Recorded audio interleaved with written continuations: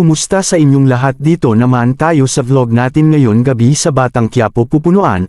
Unang-una sa lahat ito ay teaser video lamang para ma-update sa Batang Quiapo. Huwag kalimutan follow at subscribe ang channel. Salamat po. Ito si Tess ay nagtanong kay Regger na kung saan ay totoo ba sinabi ni Tendeng. Sabi ni Regger ay di totoo dahil trabaho ako at kasama lang si Lena sa trabaho. Dito ay nagtanong si Santino kung si Kuya Tanggol ang sinasabi ni tatay pero sabi ni Tendeng ay di totoo yun.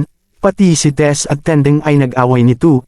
Lumabas si Regger at tinanong kung anong nangyari sa'yo. Sabi ni Tess na may tinulungan lang siya na nang magnanakaw. Sabi ni Regger kung di ka nagsabi ng totoo ay paglalagyan ka sa akin.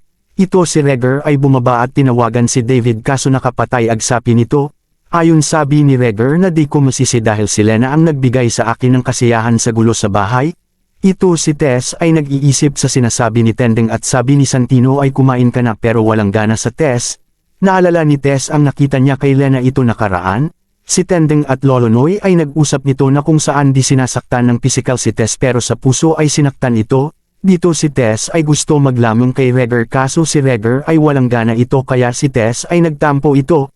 Itong mga tropa ni Tanggol ay nag-alala para kay Tanggol at Bubbles at sa kalagayan nito. Ito si Mayor ay nag-alala sa apo niyang si Bubbles dahil kasama si Tanggol.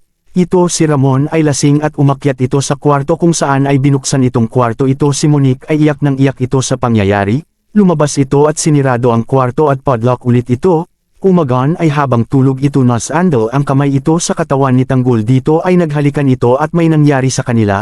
Abangan sa Lunes sa Batang Quiapo. Huwag kalimutan follow at subscribe ang channel. Salamat po.